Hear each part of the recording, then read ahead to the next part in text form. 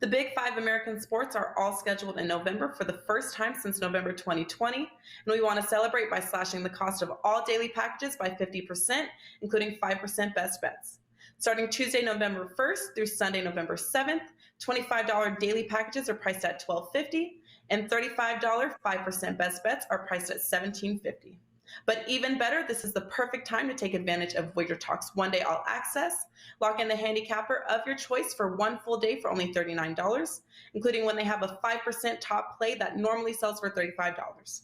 But during our 50% slash promotion, you get a one-day all access for only $19.50. This special is valid through Sunday, November 7th, so save the whole week long.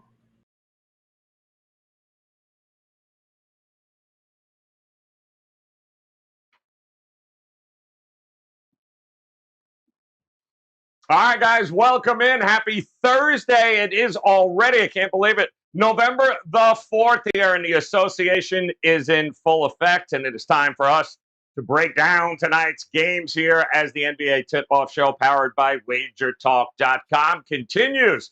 And boy, oh boy, what a crew. The original OG crew here on a Thursday for you with Skee Profit in the house. Rob Vino is here, and so is the man himself, Mr. Tony Finn. And it is a short card here tonight, guys. Only 5 games on tap. We're going to talk about our customary 4, and then we'll probably, of course, talk about the Lakers because Skee's here, and he's going to want to bitch and moan anyway about it. But before we get there, Skee, talk to me here, man. It was I think 6-5 last night. Favorites to underdogs, but the unders returned in a big way last night.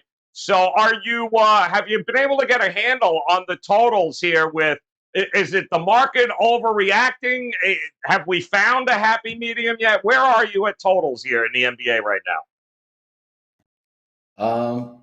Still waiting on that point where we're going to see the market adjust and start to get these over. So it's a couple teams, mostly like Charlotte, teams like that who are over teams, but just waiting on some favorable numbers. I don't really want to play numbers in the high 20s, definitely not the 230. So I'm just waiting on numbers to be like the 215-ish, 210, and then maybe we start to get overs. Yeah, and right around that. It's interesting here, Rob, with the totals, the scoring. I think we talked about it the other day. Scoring is obviously down compared to what we got a year ago, but maybe a little different situation. Home court maybe playing a role here. What have you found thus far through the first month?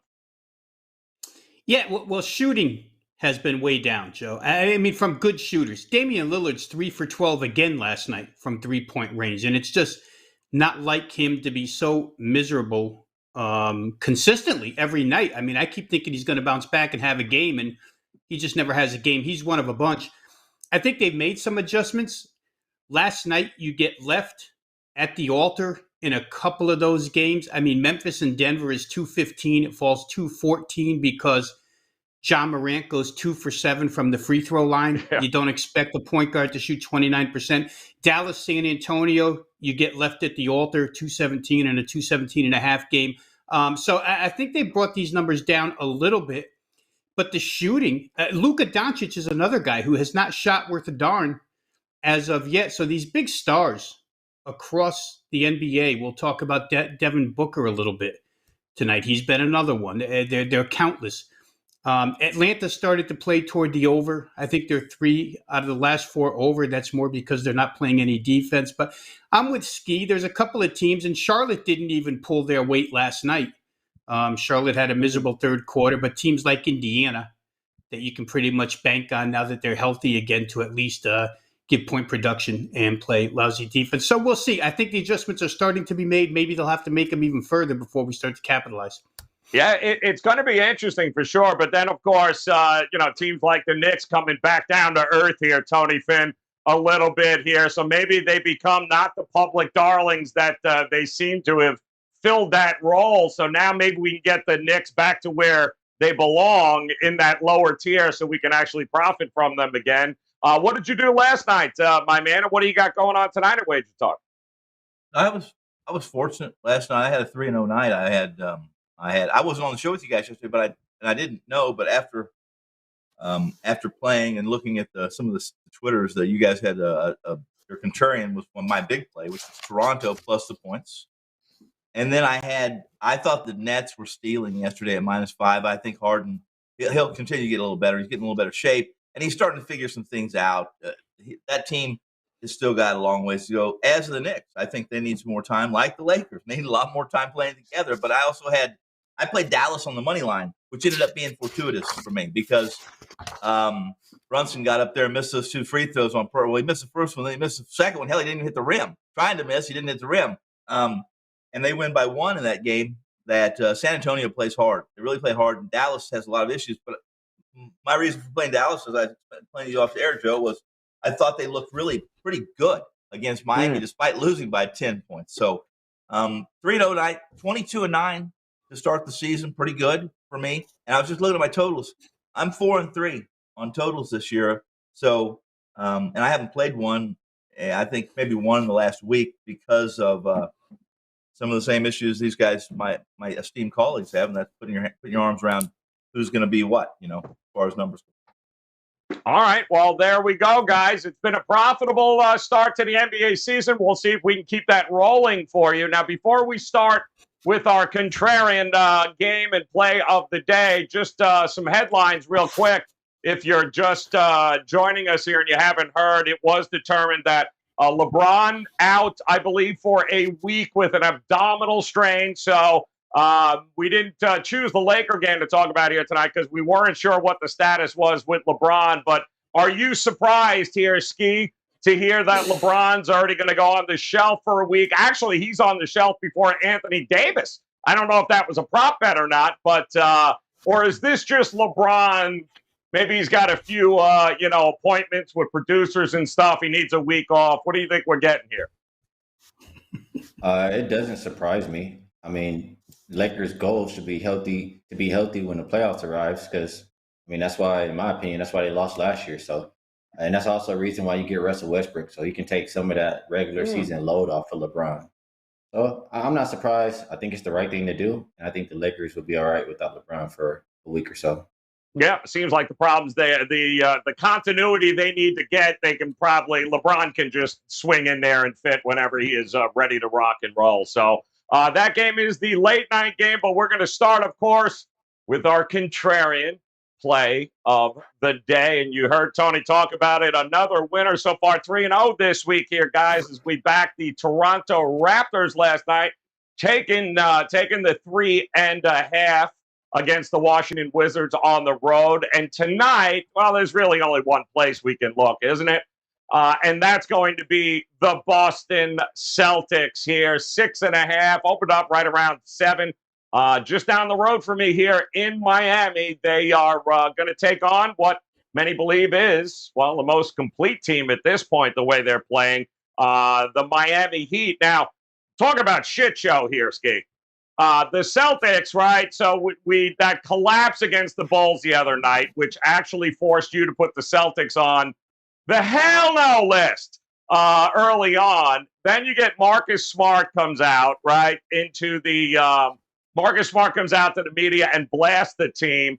Then they have this big private meeting behind closed doors. Then they go to Orlando. They beat up Orlando last night. And now here they are in Miami. But you had guys like Jaylen Brown saying, we really didn't need those comments, man. But we apparently behind closed doors beat the shit out of each other, and now they feel better. So when you look at this Celtics team here, do you think maybe they put it to bed, they can move forward here, these guys, and they can prove everyone wrong? Or are they going to remain on your hell no list? It don't make a damn bit of difference, contrarian or not. It's early in the season. I mean, they can definitely get it together and turn it around. I just won't be putting my money on them to do it. They can go ahead and go out there and show me first and prove that they can do it. And then maybe I'll come around to betting the Celtics. I would have to ask, I had some issues, or no, I didn't have issues, but RotoWire's been giving some bad information this morning. Ooh. So is Bam Adebayo in the lineup? Is he playing? Yeah, I can tell you right now, let's see what that latest injury report is showing, that Bam is active. Yes, Bam is in. Okay. What did RotoWire say? It doesn't have him here. Like the starting lineup doesn't have Bam in, and it also doesn't have him out. So I just wasn't sure what the deal was there. I'm seeing him listed as active. Yep. Okay. I'm not going to put my money on the Celtics, but I can understand why it's a contrarian play of the day. Everybody's running to the window with the Heat, how well they've looked so far this year, and you see the line going the opposite direction. So that's not something you want to see if you're a Heat backer. If I'm going to play this game, I'm not going to go against the contrarian gods. I probably would just play Bam, rebounds over 10.5. I think he's averaging a little bit closer to 14 so far this year. Heat, #1 rebounding team last 5 games, and Celtics 25th. I think that other game the other night versus the Bulls, they didn't even get one defensive rebound in the fourth quarter. So I like Bam rebounds over if I'm playing this one. Yeah, I thought the entire team fouled out, Rob, and they only had one guy left. That's why they only scored 9 points with a minute left to go in the fourth. It was terrible, but it's kind of a get-right game there last night against Orlando. Most are, but what do you think about this Celtics team here? Can I interest you in a little contrarian Boston side here tonight in the points? Well, I'm probably the last person on earth that should be bucking the contrarian gods right now because they don't like me. That wasn't even a get-right game last night, right, Joe? That was like a get-right second half. They're losing at halftime to Orlando, 46-44. Orlando shoots 20.9% from three-point range, 9 of 43, 32% for the game, and that's how Boston wins, 92-79.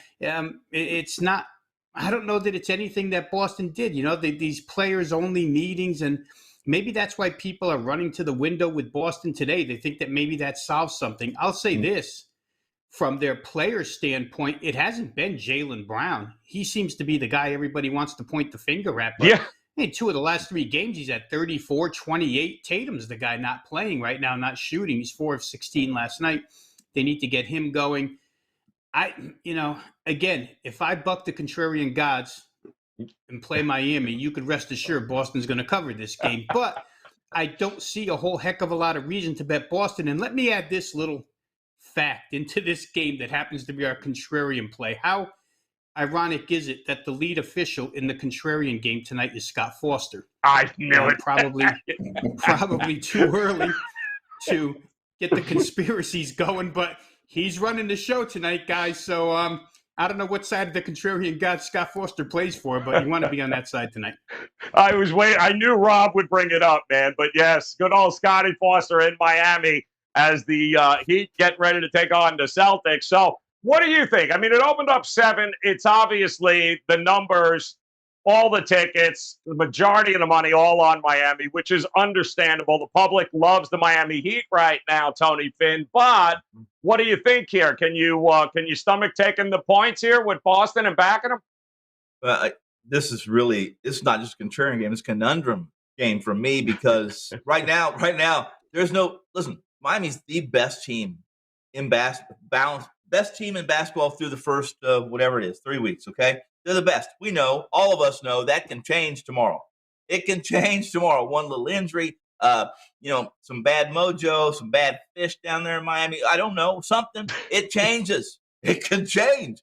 But here's this Boston team is so reliant on Tatum and Brown. I mean, they're not that great with them. 106 per 100 possessions, right?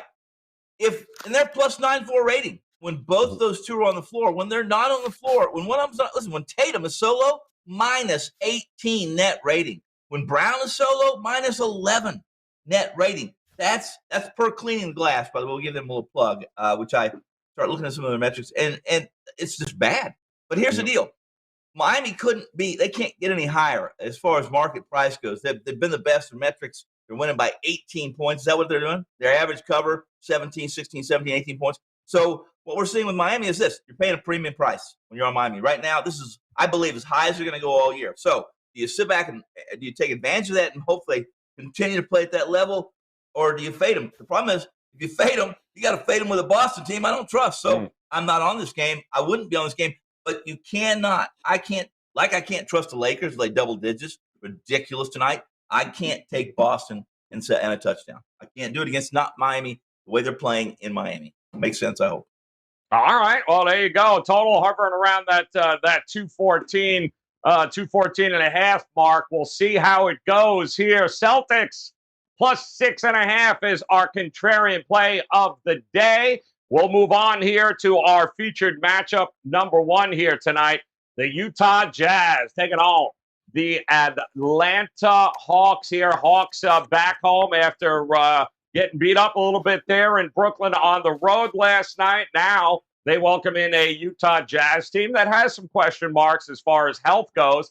It opened up as a pick'em, but I'm starting to see 2 and 2.5s beginning to pop up in the marketplace right now for Utah. The total hovering around that 220 mark. So, Skee, let me come to you here. Donovan Mitchell was a question mark. I'm going to guess the money flowing in towards Utah. Maybe that means he's going to be here a go tonight. You have always been the guy that said Utah on the road. Atlanta on the road, hell no. Atlanta at home, that might be a different story here. So would you look back Atlanta in this one? Yeah, we've seen that so far to start this year. Atlanta, I think 3-0 against the spread so far at home, and maybe the opposite on the road. So it's tough. I don't really want to back teams on very short rest. I know it's a back-to-back. But I look at this Utah team, it's going to come down to the injuries for me. This is one of the games where I said I got a lot of bad information. Earlier this morning, it was listed that Gobert was out. And I don't know. Now it's saying that he's in. I see Mitchell game time decision. I see O'Neal game time decision. And for the Hawks, Collins. If you get Collins in this one, I like the Hawks to win this game. Like you mentioned, Joe, they've had a slow start to the year because a lot of these away games are just not playing good there. I think that they bounce back and have a good effort here tonight. Last year, Utah wasn't that great on the road, even though they've been good this year, but I would be playing Atlanta. All right. So, Collins the only question. Well, I know Bogdanovich is cleared. Trae Young is cleared here, Rob. But Royce O'Neal, it looks like, and Donovan Mitchell are the 2 question marks for Utah. But the market seems to be backing them at this point here. Do you like Atlanta at home?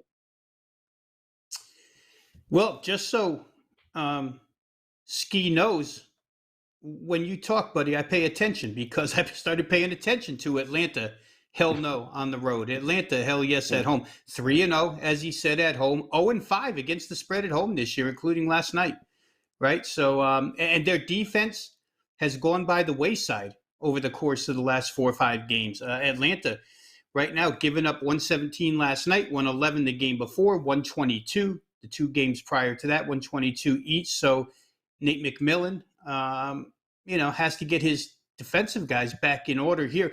That would be a real good reason to play Utah with rest. However, as both you guys have mentioned, the injury situation, you just can't rush in until you know who you're getting with Utah. I would tend to think that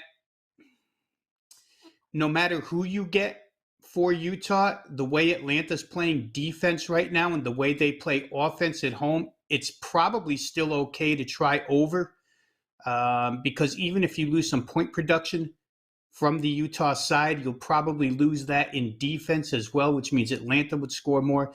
So I think if I had to lean somewhere, Joe, and I haven't played, I would probably look at the over just based on current form of the Hawks and the fact that Utah has that, that depth of 3-point shooters, no matter who's in the game. They got 5 guys that can run out there and drain 3. Jordan Clarkson, for what it's worth, could go out there and score 30 shooting 3. So maybe that's the way I'd look. Side is too difficult with the injuries right now, but certainly Atlanta at home. I don't know that you want to be on the other side of Atlanta at home. Yeah, market is certainly overvalued at 1-4 in their last 5 against the number here, Tony Finn, the Atlanta Hawks, but they are home, and I don't know what the numbers are. It'll be interesting to look that when you've got teams coming out of championships, best of 7, like Milwaukee and Atlanta. Should we have expected this, maybe certainly defensively, this kind of slow start, since they pretty much played more basketball than anybody else last year there, Tony Finn? Yeah, I guess we could. That would be an argument. That would be a point people would argue. I'm not going to argue that. It's not like Atlanta. It's not like LeBron James, where he's been in every playoff for 105 years, and he's still well, he's hurt, but he's still playing. And they play, and he'll play at a high level. He won't always get his teammates to do so. But and I think that this Atlanta team's the same way. But the one thing about the home away dichotomies for Atlanta is that I remember last year, and I just looked it up, that I faded Atlanta on the second night of back-to-backs. They were 3-9 on with no rest last year. 3-9, which is significant. So, and that's against the number. So although I would like Skee said, like you've said, this game, like Rob has said, this game in particular, I need to know Mitchell's playing if I'm going to be on the Jazz. In truth, guys, it's the Jazz are 6-1, and they have shot the ball like, can I say it without getting too much, without being, it's shot the ball like girls, and they've been bad. They've been bad, and they've still won. I had them 2 nights ago, -9. Remember we talked about that on the show. You had a money line parlay. I said, I'm laying the number on that parlay, Joe. Mm-hmm. We covered on the first one. I don't cover. We won by 6 instead of 9, but I never felt like they were going to cover because they couldn't shoot the ball. They're shooting 31 or 32% from free point line. That's not how you cover 9 and 10 points in the NBA on the road. In this game, I had to walk away from it. Although I'm gonna fade the Hawks with any good quality team that can shoot the basketball because, like Rob said, right now their metrics defensively are horrendous. They are horrendous. They're giving up 150, I think, for 150 points on 100 possessions in transition. That is pathetic. So it's not good. But what do we know about the Jazz? We know they got some injuries. That's my concern.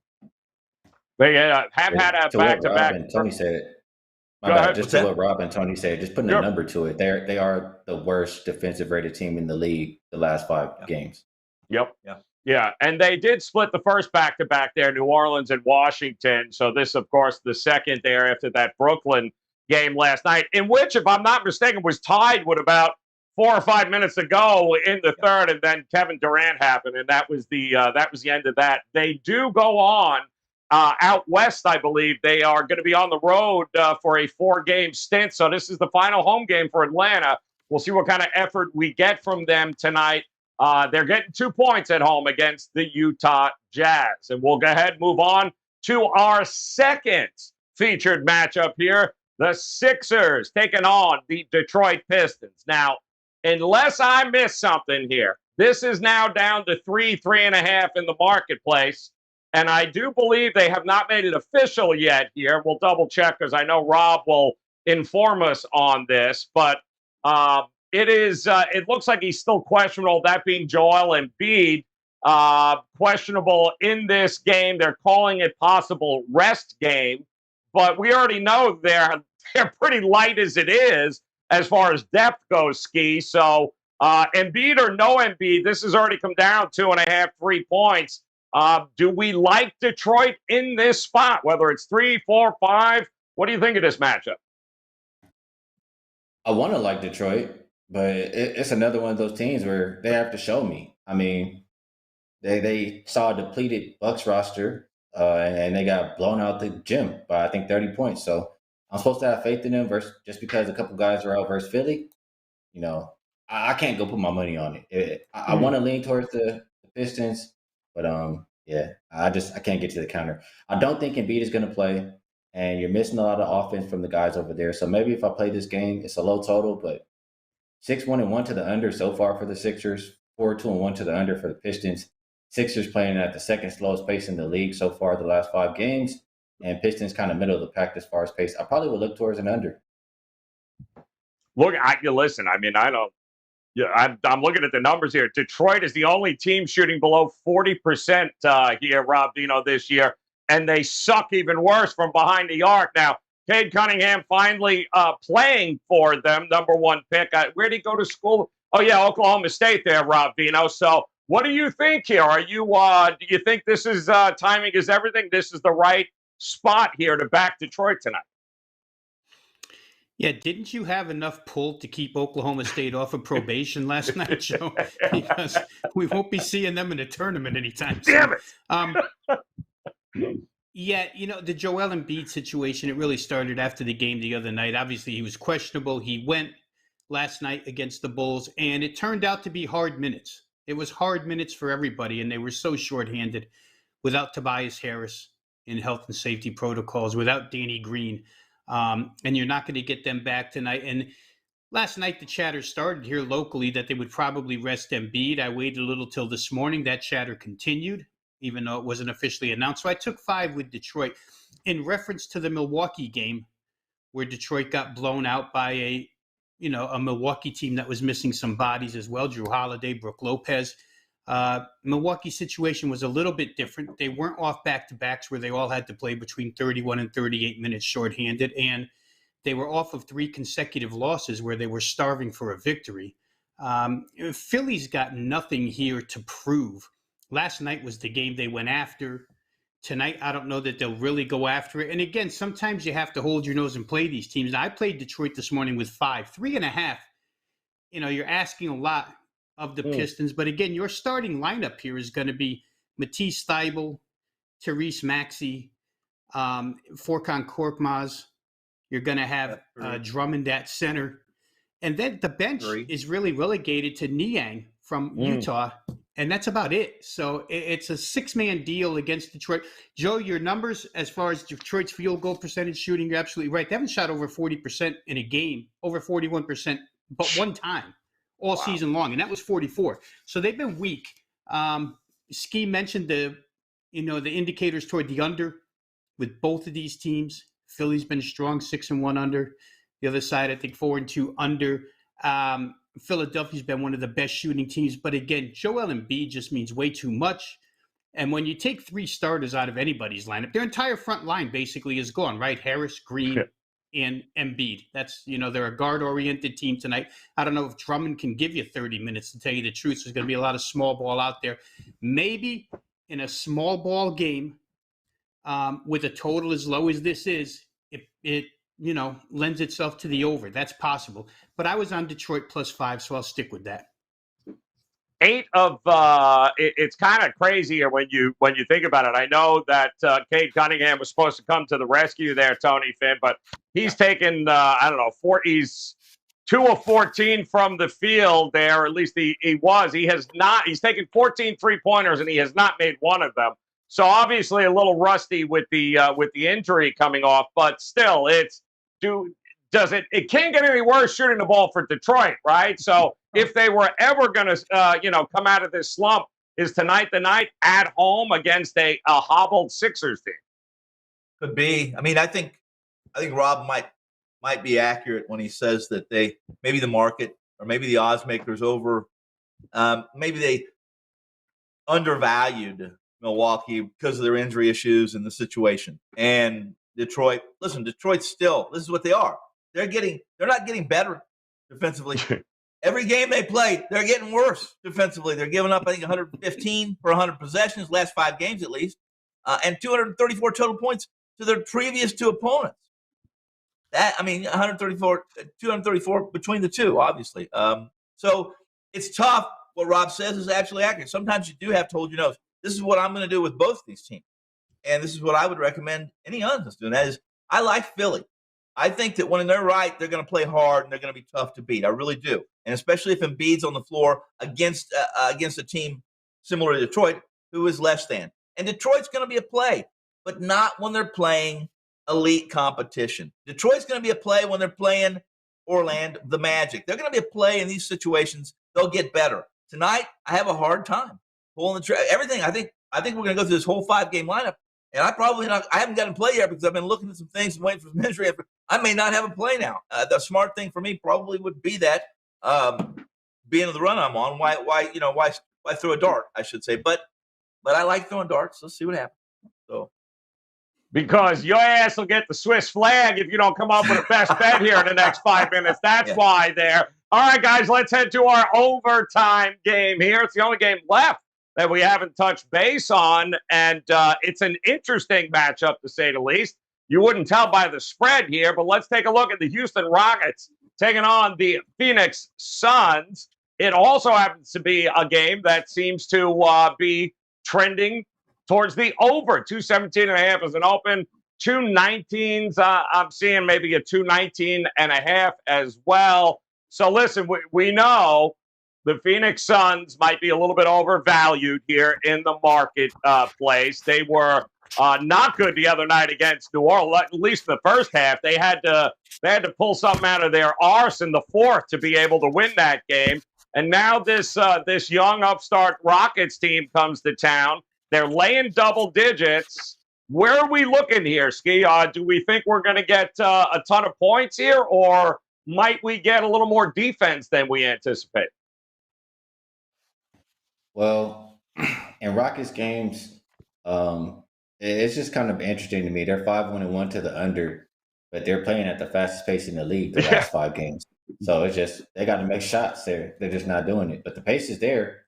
As Rob says, the potential for points probably is there. The Phoenix side, their pace numbers as well, 6. So I know they're going to have opportunities. I don't really want to go under for a Phoenix team that's not really doing a great job defending the perimeter. I have them at second worst 3-point defense. So I'll go over. I just think as long as they don't shoot terribly, there's a lot of opportunity for points here.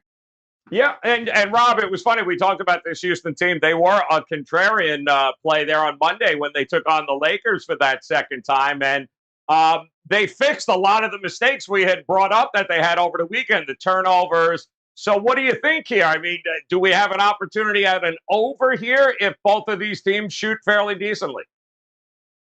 Absolutely. I mean, I started the season with that philosophy with Houston. They played Minnesota right out of the gate. The game went over, hit about 230 points. Came back with that again the other night against the Lakers in the first half, and the first half went flying over. And I mean, I can't say it any more succinctly than how Skee said it. If Houston makes shots, they're going to go over the total. It's as simple as that. It's a young group that some nights is going to be erratic, but James Silas's whole philosophy with this team is play fast, shoot fast. That's what they want to do. The benefit you get with playing over with the Houston Rockets is that whole group of 22 and under that plays together aren't really attached defensively yet. So for the first 25, 30 games before they figure out their defensive assignments, rotations, all that other stuff that causes the other team to score, they don't have that yet. So you can get points from the other side if they're effective. Hopefully Devin Booker comes and shoots the basketball tonight to play over. This game is a little weird, though, Joe, because, you get this breaking news today, and now Phoenix is going through their Donald Sterling moment because apparently their owner is not that great of a guy. And Chris Paul just happens to be the head of the Players Association. And you know that these interviews, the media has been all over these players all day long. It's hard to gauge how players take to this when they hit the floor. I can't really remember how the Clippers responded the first game after the Donald Sterling stuff. But every team is different anyway. The Suns players may have known this all along and been playing through it. I don't see how they couldn't know it all along and have played through it. So maybe it's not much of a concern. But just the atmosphere swirling around the game keeps me off of side. But the Rockets are here to play, and they play with energy. So I have no problem playing over the total here in this game.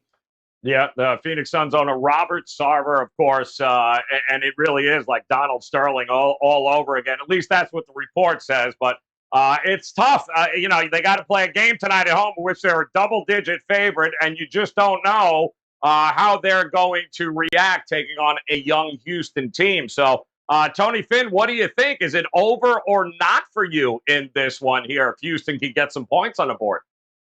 Well, I'll be more in depth, I guess, should I say, on the best bet portion of this, because my best bet, my inclination in this game would be I just listened to Skee, I just listened to Rob, and while they both said that they could play the over, they both talked to me, and they're convincing that the way you're supposed to play this is under, because Devin Booker's not shooting very well.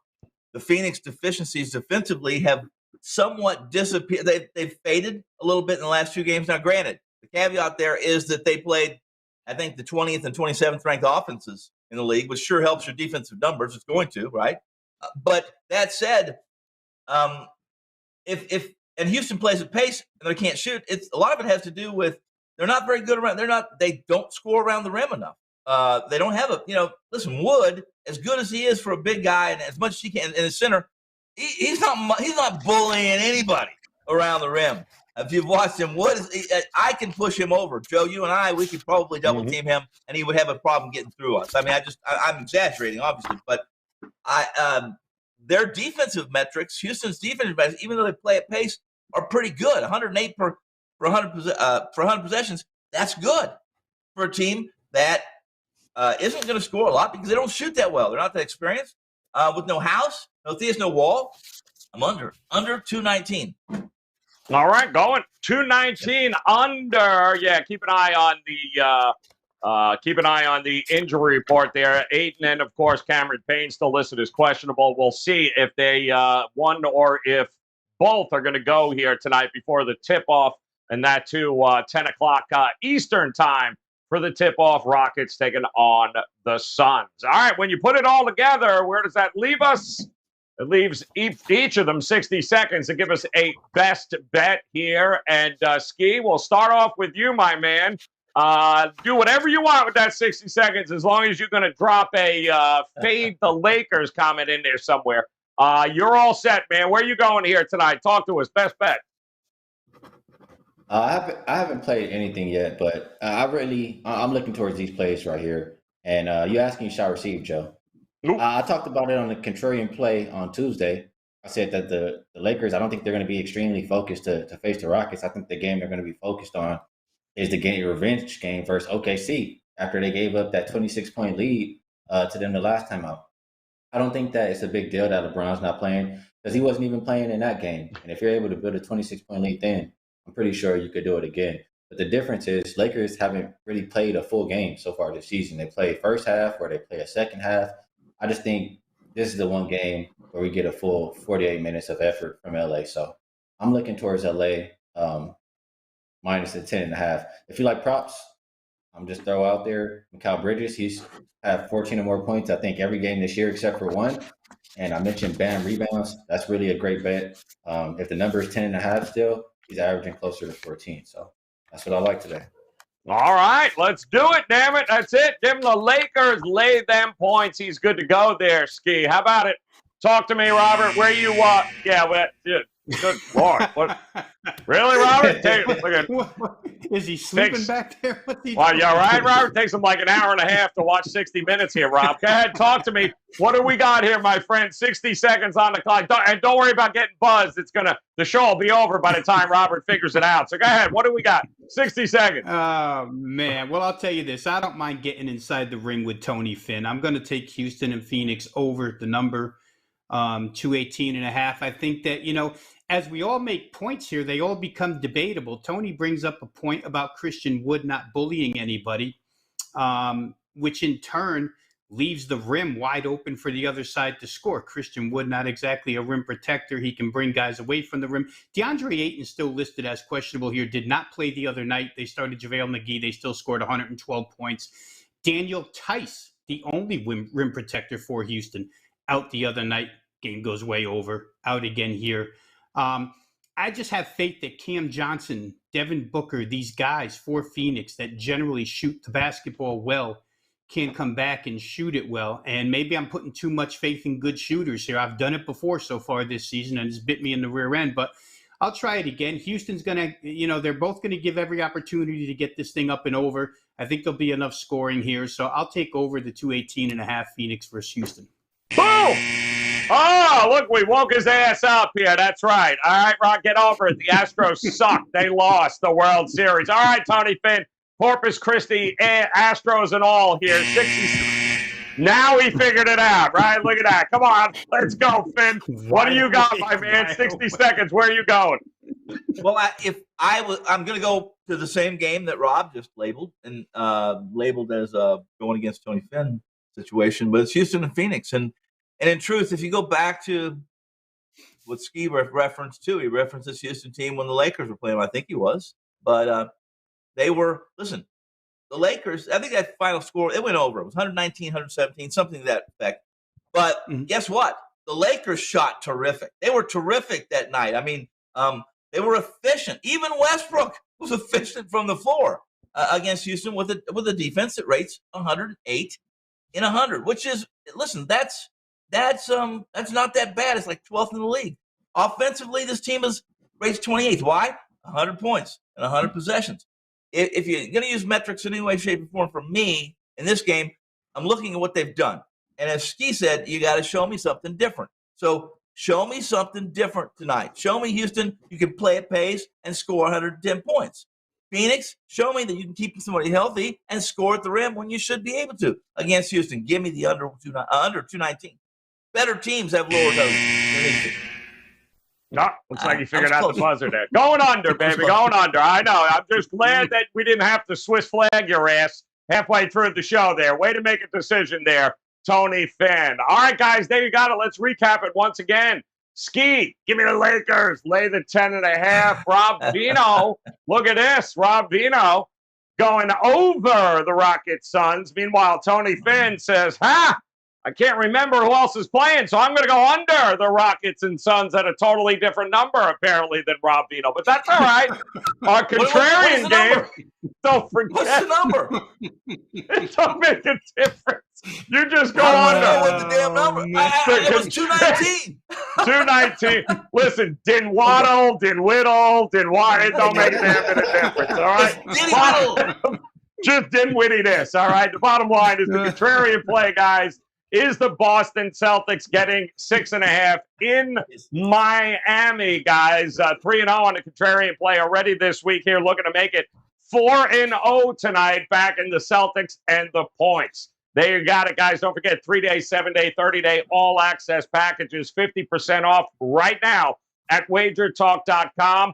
Great time to hop on board with Skee, Rob Vino, and Tony Finn.